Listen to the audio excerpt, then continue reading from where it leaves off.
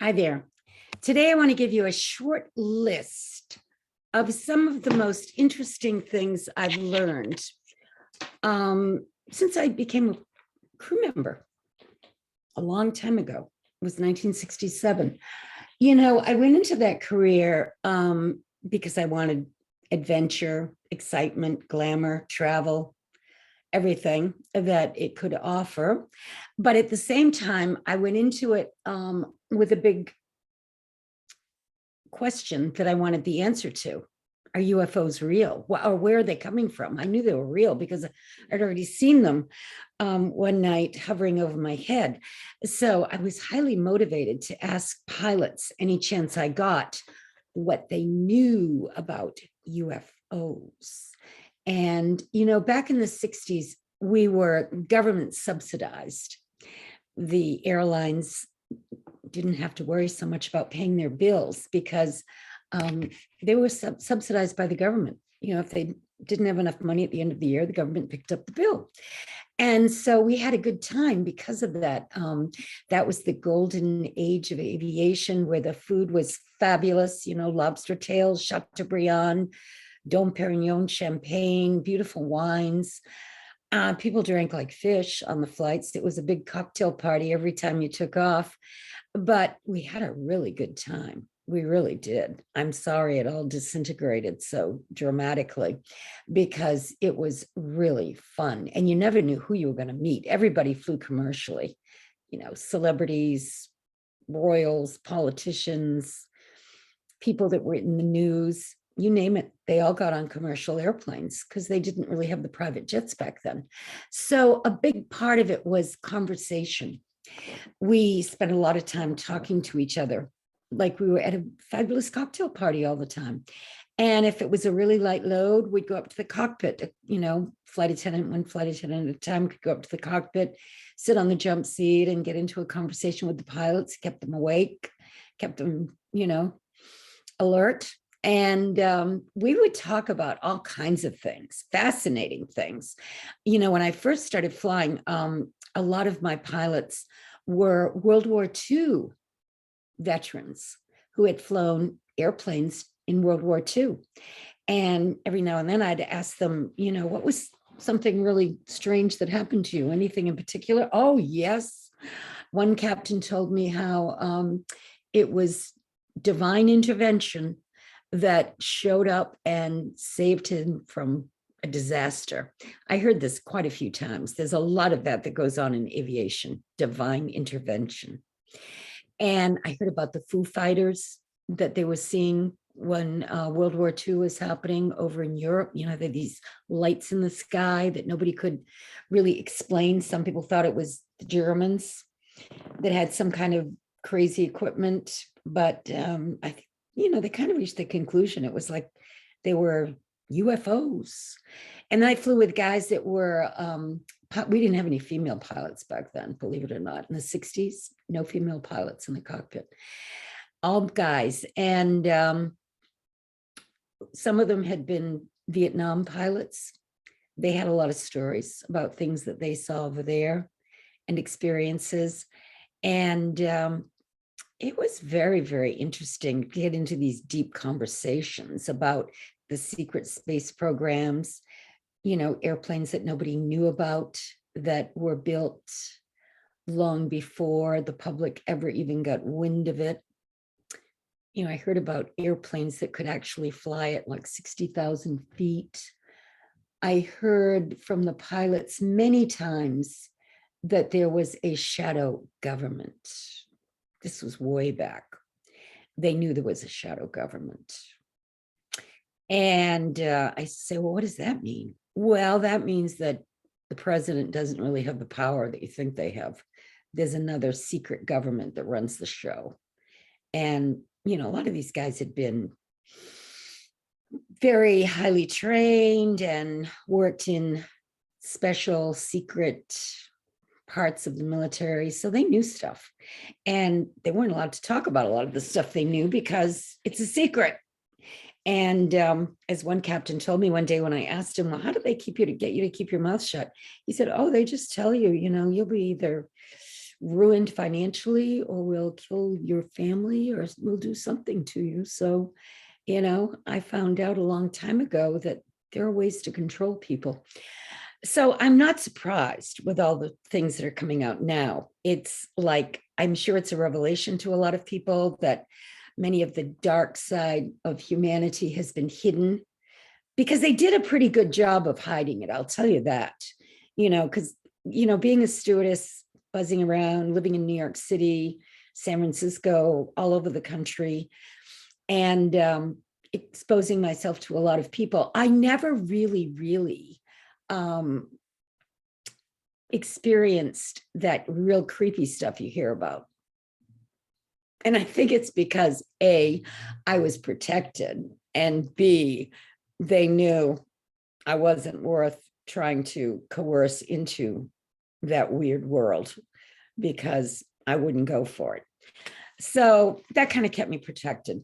That was because I loved my job as a crew member so much. I had such a good time. And, you didn't have to deal with a lot of the problems of people that lived on the ground. I mean, guys were always pursuing us in the 60s because the stewardesses were all very hot, and we were all young and in our 20s. We had some older women that had somehow made it through all the different things that came up, like we could not be married. If we got married, that was it. We had to quit. We could not have children. I called us Vestal virgins because we weren't allowed to do any of those things. And there were these other women that had some seniority, like even 20 years, and they were called the sacred cows because they had somehow skirted around all of these rules and had their careers last throughout those periods of time. And they were great. I mean, we just had a blast. I'm telling you, flying in the 60s was the best. But here's a short list of some of the things that I discovered as a result of going out into the world, checking things out, studying with teachers, and digging to find the truth about what it is to be a human. First of all, I found out that your mind is not in your brain. It's not in your brain. The mystics know this. I was a Silva Ultramind trainer. Jose Silva figured that out. Your brain is like a radio tower. We send messages out and we receive messages. We can tap into higher consciousness. That's what makes us geniuses. We're able to explore realms of thought when we know how to do it. We've had some amazing examples of that as far as geniuses and inventors and creative people. And that's what they do. They tap into the higher realms of consciousness, their higher selves, where all the wisdom lies. I found out that matter isn't real. Quantum physics will tell you that. We are multidimensional beings. We're not just five senses. We have intuition, spiritual sense. We have abilities that are pretty phenomenal, but they've been repressed. You have to seek out the right teachings in order to develop them. Perfect health is actually our birthright. They like to make us think you're sick until you're better. Not true. You're born with perfect health. It's your birthright. Abundance is your birthright too. You come here with the ability to attract everything you need in order to experience life in this dimension. And we actually came here for a purpose. We didn't just come here to flop around, watching television and basically doing nothing. We have a purpose, and you're really not a satisfied human being until you figure out what your purpose is and get a glimpse of it and do something productive that's helping mankind.